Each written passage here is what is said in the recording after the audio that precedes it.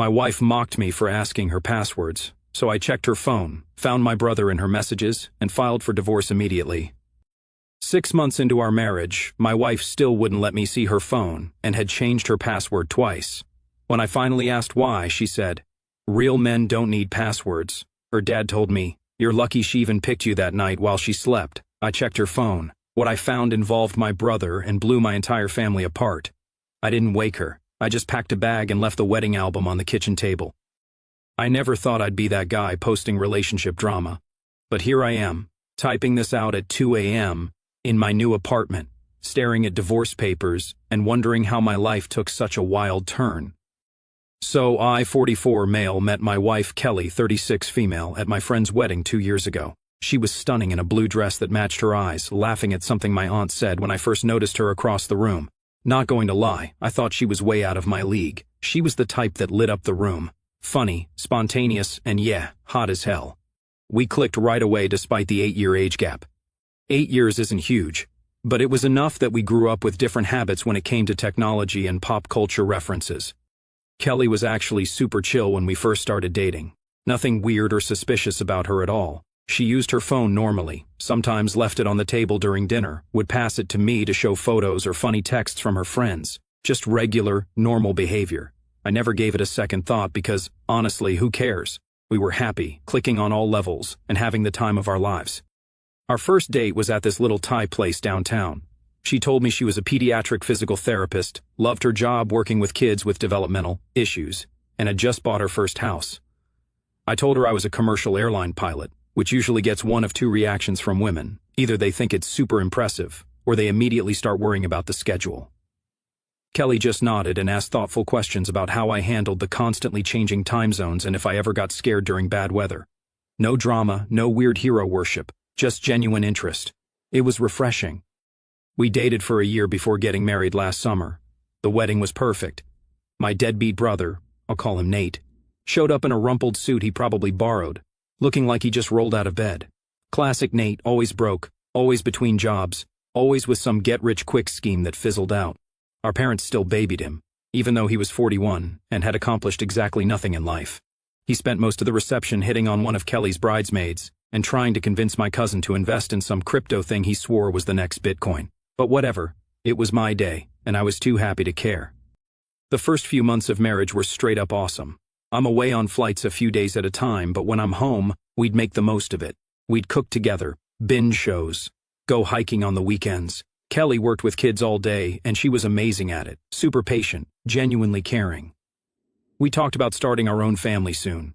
We'd even started converting the spare bedroom into a potential nursery, picking out paint colors and looking at cribs online. Everything was normal until about 6 months into our marriage. That's when my brother Nate called me out of the blue, crying about how his wife Lisa was done with him and wanted to separate. Not surprising, considering he hadn't held a job longer than 3 months in the past 5 years and spent most of his time playing video games and day trading, also known as losing money. According to him, Lisa was being totally unreasonable for expecting him to contribute to their household expenses or, be an actual functioning adult. "She just doesn't get my vision, bro," he whined into the phone. "I'm right on the edge of something huge with this new investment strategy. She's walking away right before it all pays off." Sure, Nate, just like the food truck idea, the drop shipping business, the conspiracy theory podcast, and the workout app for gamers. All billion-dollar ideas that somehow never materialized into actual income. I let him crash at our place for a week while he figured things out. Kelly was surprisingly cool about it. Even though Nate was basically a giant toddler who left dirty dishes everywhere and didn't know how to use a dishwasher, she even spent time talking with him, helping him process his emotions or whatever. I was grateful she was being so supportive of my family drama. Nate would sit at our kitchen table for hours telling Kelly all about how misunderstood he was, and how Lisa just didn't believe in him. I caught snippets of these conversations when I was home between flights. Kelly seemed genuinely sympathetic, bringing him tea and listening patiently. At the time, I thought it was sweet. She was being nicer to him than I would have been. I'd heard all of Nate's sob stories a million times before. The week stretched into 10 days, but eventually Nate announced he'd found a buddy's couch to crash on. He left with a tearful goodbye to Kelly, giving her an awkwardly long hug while thanking her for seeing the real me. I rolled my eyes behind his back. Typical Nate, always the drama queen. But looking back, That's when things started to change. About a month after Nate left, I noticed Kelly acting differently with her phone. Nothing major at first, just little things that seemed odd but not alarming. She started keeping it face down on tables, taking it with her to the bathroom, and changed her password from the simple pattern she'd used forever to something more complex. I didn't think much of it initially. We all go through phases with our tech habits, right? Maybe she read an article about privacy or had a work thing with confidential patient info. There could be a million innocent explanations. Then I started noticing she'd get texts late at night and would turn away slightly to reply.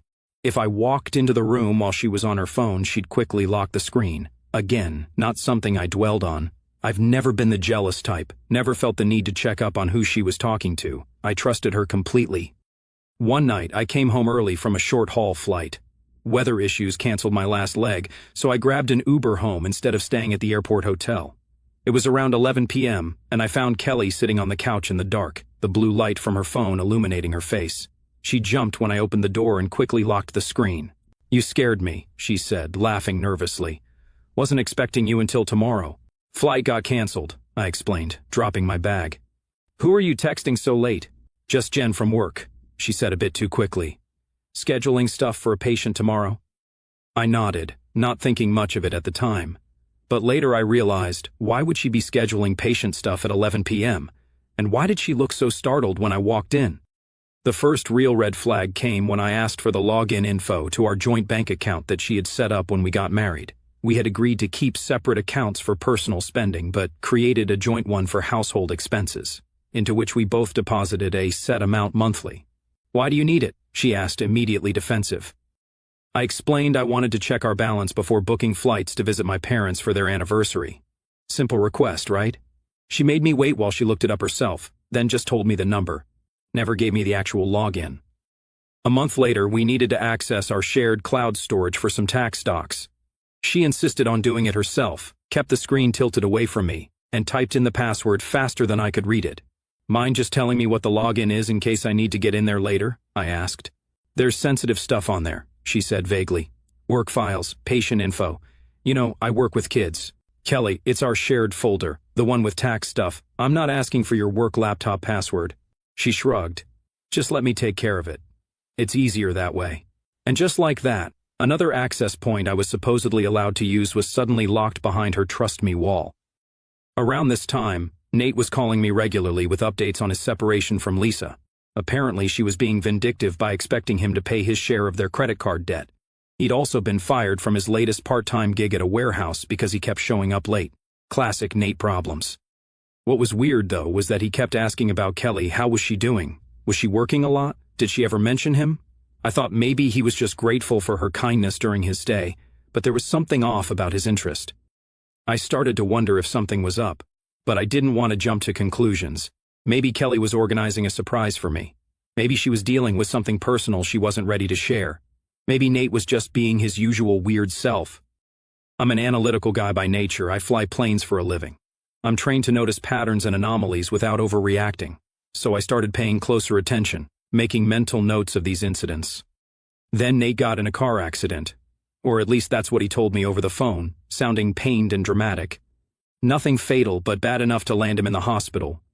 No insurance, of course, because why would Nate ever do the responsible thing? When I rushed over to County General, I realized I'd left my phone at home in my hurry. I asked to borrow Kelly's just to call my sister for an update since she was supposedly already at the hospital in a different wing. "No," Kelly said, her hand literally covering her device. When I explained it was important, she reluctantly handed it over, but only after quickly closing several apps and warning me not to look at anything else. I made the call, confused by her reaction, but focused on the Nate situation. When I got to the hospital, though, something seemed off. Nate was in a regular exam room, not emergency or trauma. He had a bandage on his arm but otherwise looked fine. The nurse I spoke to referred to him coming in for treatment, not being brought in after an accident. When I asked Nate what happened, he gave a vague story about being sideswiped on his bicycle, but the details kept shifting. When my sister finally showed up, she seemed confused about the urgency. "When you called, I thought he was dying or something," she whispered to me in the hallway. "This just looks like a regular doctor visit." That night, after getting Nate situated at his buddy's place, he wasn't even admitted overnight, I finally asked Kelly directly, Why wouldn't you let me see your phone earlier? And why won't you ever share any passwords with me? She didn't even look up from her screen. I believe in privacy in relationships, she said flatly. Even from your husband? Even for shared accounts? She sighed dramatically. God, Alex. Real men don't need passwords. Real men trust their wives without invading their privacy. Stop being paranoid. Something about how she said it felt off. It sounded rehearsed, like she'd used this line before to shut down conversations, and the way she was so obsessed with her phone privacy started messing with my head. Because why would you be that cautious about your phone unless you're trying to hide something? That night I couldn't sleep. Her words kept replaying in my head. Real men don't need passwords. I realized something wasn't right. Not just the phone, but the secrecy around our accounts, the weird vibe between her and Nate, the possibly fake accident, individual pieces that didn't quite form a clear picture yet. After a few days of thinking it through, I decided I needed more information before jumping to conclusions. I didn't want to accuse my wife of anything without evidence. Our state is a no-fault divorce state, meaning evidence of affairs wouldn't significantly impact proceedings, but the fact that I didn't have access to our joint financial accounts was concerning from a practical standpoint. Instead of confronting Kelly directly or doing something sketchy like trying to hack her phone, I took the legal route. I contacted our bank directly as a joint account holder, which was my legal right, and requested all statements for the past year. What I found was disturbing. About $2,000 was being transferred monthly from our joint account to an unknown account for the past 4 months. The transfers had started right around the time Nate's marriage fell apart and shortly after he stayed with us. That was a serious amount of money. We each put $3,000 into the joint account monthly for bills, mortgage, groceries, and savings for our future family plans. Kelly was silently draining almost a third of that each month. To where exactly? I did a little more digging.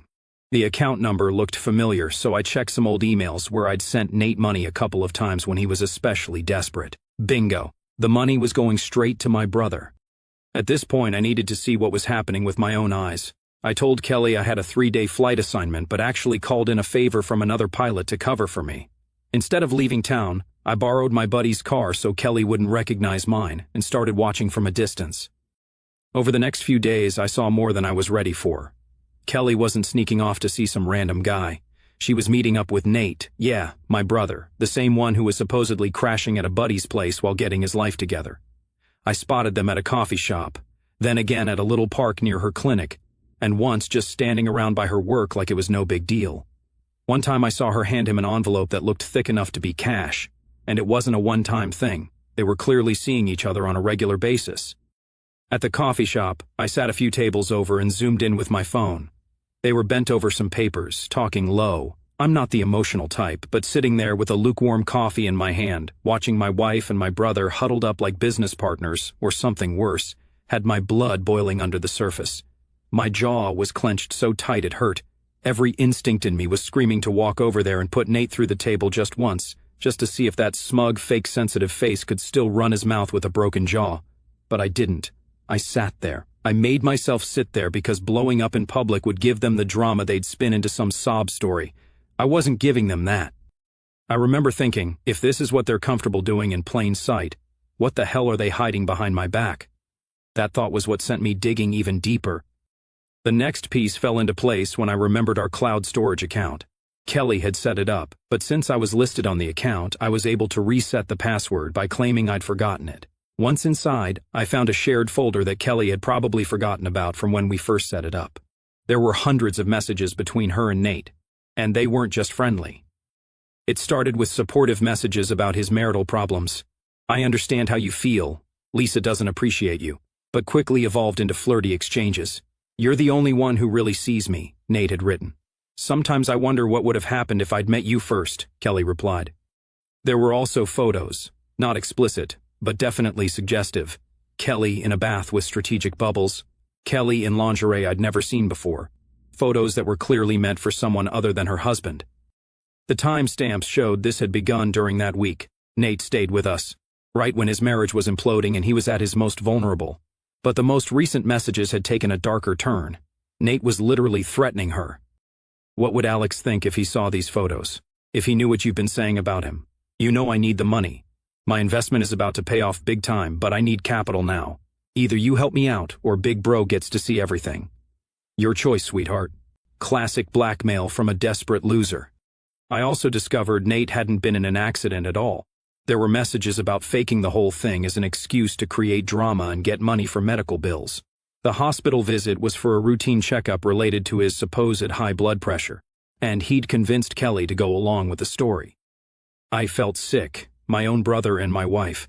It was such a cliché that I almost laughed at the absurdity of it all. But then the anger set in. Not just at the betrayal, but at the manipulation, the lies, the financial theft, the blackmail. Once I had everything in front of me, I called a lawyer. She laid out the game plan step by step.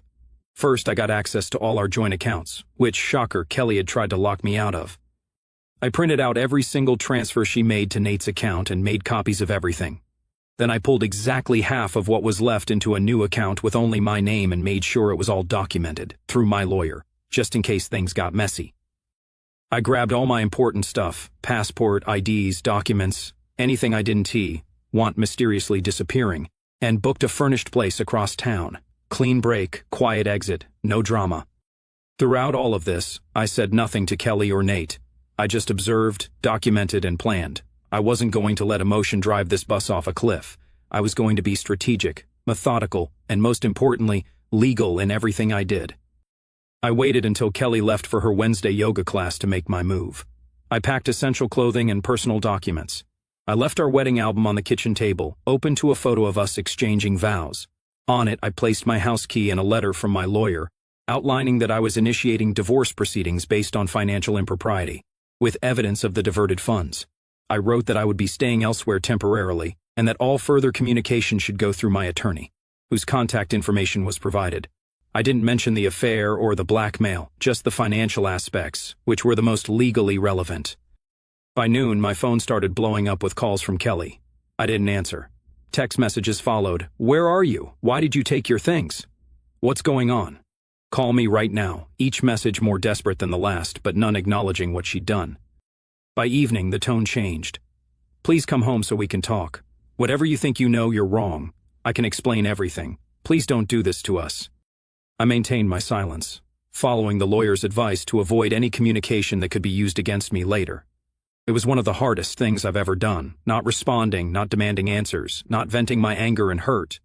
But I knew emotional reactions would only make things worse at this point. The next day, my lawyer contacted Kelly with formal notice of divorce proceedings, citing financial misconduct and including evidence of the diverted funds. That's when Kelly's messages became frantic. How dare you spy on me? Those transfers are not what you think. You're overreacting. You had no right to invade my privacy. Then came the most telling. You'll never understand what I've been going through. Your brother gave me no choice. There it was. The admission. I broke my silence with a single text. I know everything, Kelly. Every message, every photo, every payment. Contact will now be through our respective attorneys only. Her response was immediate. It's not what you think. Nate was threatening me. He said he'd tell you I came on to him if I didn't help him financially. I was protecting our marriage. Another lie. The timestamps and message content proved she initiated everything. I didn't respond. That evening, my brother finally contacted me. We need to talk, bro. Kelly's got this all wrong. She's been obsessed with me for months. I was trying to get her to stop. I blocked his number without replying. The evidence spoke for itself. Messages don't lie. Bank transfers don't lie. Only people do. By day 3, Kelly had recruited reinforcements. My phone showed missed calls from her parents, her sister, even my own mother. I spoke only to my mother briefly, explaining the situation and offering to share some of the evidence. She cut me off mid-sentence. Your brother already told us everything, she said, her voice cold. How could you do this to Kelly? She was just trying to help Nate through a difficult time, and you're throwing away your marriage over some misunderstanding. I was speechless. Mom, did Nate show you the messages, the photos, the bank statements? He doesn't need to, my mom snapped when I offered to show her the proof. We know your brother. Nate's always been charming, good with people, not like you. You've always been too serious, hard to talk to, cold. Honestly, Kelly told us the same thing. She said you were emotionally distant, always in your own head. Maybe if you'd been more present, she wouldn't have needed someone like Nate to lean on. That hit harder than I expected. Not just the words, but how casually she said them, like it had been simmering under the surface for years, like they'd always thought I wasn't enough, too logical, too controlled, too boring to keep a wife happy. And now they had the perfect scapegoat for everything that went wrong. The story was already written, and I was the villain, the distant, robotic husband who drove his vibrant, loving wife into the arms of his misunderstood brother. And when she tried to help family, I cruelly cut her off and ran. That afternoon, Kelly showed up at my job, right at the airport. She tried to get past the front desk like nothing was wrong. My coworker, who already knew what was going on, didn't let her through. She didn't take that well. She started yelling, putting on a whole show. Security had to escort her out while she screamed that I was throwing away our marriage over nothing and losing my mind right there in front of half my crew. Just another day in the life of the cold, calculated husband who apparently forgot how to show love. My captain, an older guy who'd been through 2 divorces himself, put his hand on my shoulder afterward. "Whatever's going on, don't let it affect your flying, but if you need time off, say the word." I appreciated that. At least at work I was still judged on my performance, not on the lies being told about me. That night my father called. "Son, I think you need to come talk this through. Your brother says there's been a terrible misunderstanding." "Did he explain where the $8,000 from my joint account with Kelly went?" I asked. "He said Kelly was helping him get back on his feet," my father replied, his voice defensive. "That's what family does. You've always had money, always had success. Your brother has struggled." Kelly understood that. "So she sent him suggestive photos as financial aid?" I asked, unable to keep the bitterness from my voice. My father sputtered. "That's not. Nate says she misinterpreted his kindness, that she became attached to him emotionally because you're always away flying, and he had to let her down gently." And there it was. Not only had they believed Nate's lies, they were now blaming me for Kelly's behavior. I was the cruel brother who wouldn't help family in need. "Dad, I have the messages. I have the bank records. I can prove what really happened." "We don't need to see that," he said firmly. "This is family, not a court of law." I ended the call feeling more alone than I ever had. The people who were supposed to know me best, to have my back, had chosen to believe a convenient lie rather than an inconvenient truth.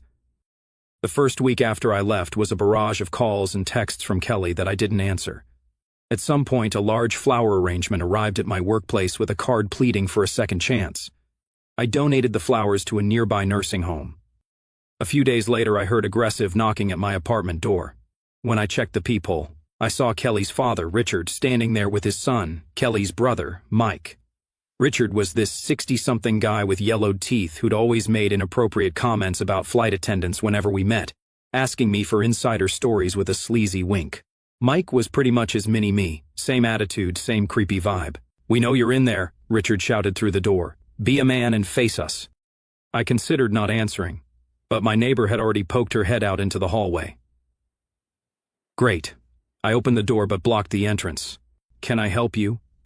"This is how you treat my daughter?" Richard spat, his face red. "You and your broke-ass, always horny con artist brother. After everything she's done for you, you just walk out and hide like a coward." Mike stood beside him, arms crossed, trying to look intimidating. "Kelly's devastated, man. She can barely get out of bed." "I'm sorry you came all this way," I said calmly, "but all communication needs to go through our attorneys now." Richard sneered. "Attorneys? Listen to Mr. Big Shot Pilot, too important to work through family problems like normal people." "My brother obviously manipulated Kelly," Mike added. "She's always been too trusting. Nate took advantage of her kind nature." I shook my head. "I have time-stamped evidence showing exactly who initiated what and when. The bank transfers, the messages, the photos. It's all documented." Richard leaned in. "You cold, analytical bastards are all the same. No understanding of human emotion. My daughter made one mistake, and you're throwing her away." "One mistake?" I almost laughed. "Months of deception, thousands stolen from our joint account, explicit photos sent to my brother, and planning to fake a medical emergency. That's quite a sequence of one mistake." Mike stepped forward. "You think you're better than us? Than her? You're just—" I cut him off. "This conversation is over. Please leave before I call building security." I closed the door as Richard was mid-sentence about how they weren't finished with me. Through the door I heard Mike mutter something about teaching me a lesson, but they eventually left. I leaned back against the door, wondering if anyone would ever be interested in the actual facts, rather than the narrative they'd created to protect Kelly. The most unexpected development came a couple of days later. Nate's soon-to-be ex-wife, Lisa, contacted me through my lawyer. She had discovered messages from her end and wanted to share information. We met in the lawyer's office to ensure everything was properly documented. Lisa looked tired, with dark circles under her eyes, but there was a determination in her face that I respected immediately. She had found messages on their shared laptop. Nate had forgotten to log out of his cloud account. She discovered the photos Kelly had sent him, along with messages discussing me. "He's so trusting. It's almost sad," Kelly had written. "Yeah, real men don't need passwords," Nate had replied with a laughing emoji, an inside joke between them at my expense. Lisa also had bank statements showing the deposits from Kelly, which Nate had claimed were investments in a new business venture. She was filing for divorce, with evidence of his financial fraud. "I wanted you to know you're not crazy," Lisa said quietly as we finished our meeting. "Nate has always been like this, taking advantage of people, lying, manipulating. I spent years making excuses for him, believing things would get better. They never did. I thanked her for her courage in coming forward. There was a weird solidarity in our shared betrayal. After that meeting, I figured I was done trying to convince anyone of anything. Let the family believe whatever version helps them sleep at night. I had the truth, the receipts, and peace of mind. That was enough for me. But then 2 days later, my parents called asking for a family meeting. At first, I was ready to ignore it. I'd already seen how deep their denial ran. But part of me was curious. What new spin had they come up with now? Against my better judgment, I agreed to go, not to plead my case, just to see how far they'd go to protect the golden child and the woman who betrayed me. When I arrived at their house, Nate was there with Kelly. They sat side by side on the couch, looking somber and rehearsed. My mother had made a spread of finger foods that no one was touching. My father stood by the fireplace trying to look authoritative. "Alex," my mother began, trying to be gentle as if speaking to a child. "We think you're being hasty. Family should work things out." Kelly nodded tearfully. "I made a mistake, but Nate took advantage of my vulnerability. We were both wrong, but we never meant to hurt you." Nate added, "Bro, she came to me for advice about your marriage. Things got complicated, but it was just emotional, never physical." He had the audacity to look wounded, as if he were the victim here. I placed a folder on the coffee table. Bank statements, text messages, photos, all time-stamped. "It shows everything from beginning to end," I said, looking at my parents. "Will you at least look at the evidence before you decide I'm wrong?" My father waved his hand. "We don't need to see private messages. This isn't a court. This is family." The same line he'd used on the phone. That's when I realized they'd already chosen their sides. The truth didn't matter. The evidence didn't matter. They'd decided on a story that was easier for them to live with. Poor Nate misunderstood again. Cold Alex overreacting again. "You're right," I said, standing up. "This isn't a court. But I am pressing charges against Nate for blackmail and financial fraud, and I am divorcing Kelly for financial misconduct and infidelity. The criminal evidence has already been submitted to the DA's office." The color drained from Nate's face.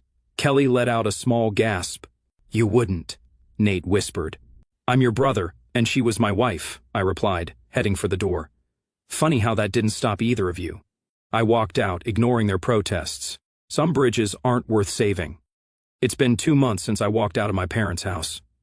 The divorce proceedings are well underway, and the criminal charges against Nate for blackmail and fraud have been filed with substantial evidence. Kelly has switched tactics, from begging to threats, from threats to bargaining. Her latest offer, delivered through her attorney. She'll testify against Nate if I agree not to share the real reason for our divorce with friends and family. She's worried about her reputation. I refused, not out of spite, but out of principle. I won't lie to protect someone who betrayed me so completely. 2 weeks ago, my personal belongings were delivered from our house, packed by a service I'd hired to avoid any interaction with Kelly. Among them was a small box containing birthday cards I'd given her, concert tickets from our dates, the watch I'd given her as a wedding gift, her pathetic attempt at emotional manipulation. At the bottom was a handwritten letter, 10 pages of explanations, justifications, and pleas for understanding. I read it completely, as my lawyer advised, documenting all communications, then provided it to my lawyer for the case file. The letter essentially admitted to the inappropriate relationship with Nate, but attempted to frame it as him taking advantage of her during a vulnerable time. She claimed I had been emotionally distant and obsessed with my career, creating the conditions that forced her to seek comfort elsewhere. Oh, of course, totally my fault she cheated and wired my money to my dirtbag brother. Makes perfect sense. As for my family, I've cut all contact. My parents tried reaching out several times, each message more desperate than the last. As the criminal case against Nate proceeded, they eventually saw the evidence during legal discovery. The explicit photos, the threatening messages, the bank transfers. It was all laid bare. They sent a formal apology letter last week. I haven't responded. Nate's divorce has gotten ugly, with Lisa using Kelly's photos and messages as leverage. She's also pursuing criminal charges for his financial fraud. He's been evicted from his friend's couch and is apparently sleeping in his car. According to mutual friends, he's been telling anyone who will listen that he's the victim of a vengeful brother and a crazy sister-in-law. When his car got repossessed, because of course he wasn't making payments, he ended up moving into our parents' basement at 41. Full circle to where he spent most of his adult life, mooching off mom and dad. Meanwhile, Kelly's carefully constructed image has crumbled. Several friends have reached out to me apologizing for believing her initial story. Her workplace put her on probation after the scandal broke, since they take ethical conduct seriously in pediatric care. She's lost her social standing, her marriage, and most of her friends. As for me, I've moved into a new apartment across town. I've been offered a better route with the airline, partly because my boss saw how professionally I handled the office incident with Kelly. I've reconnected with old friends I'd neglected during my marriage and started playing guitar again, a hobby I'd given up because Kelly found it annoying and pointless. I'm now in the process of buying a cabin in the mountains, something I'd always wanted but Kelly had dismissed as too isolated. For the first time in years, I'm making decisions based solely on what I want. The divorce will be finalized next month. Kelly has been ordered to return the diverted funds plus interest, and we're dividing our remaining assets according to state law. I still have moments of anger, moments of sadness about what could have been. We were talking about starting a family, for God's sake. But mostly I feel relieved that I discovered the truth before we had kids. The most valuable lesson from this disaster: trust your instincts. When something feels wrong consistently, it probably is. Real men don't need passwords. Maybe not.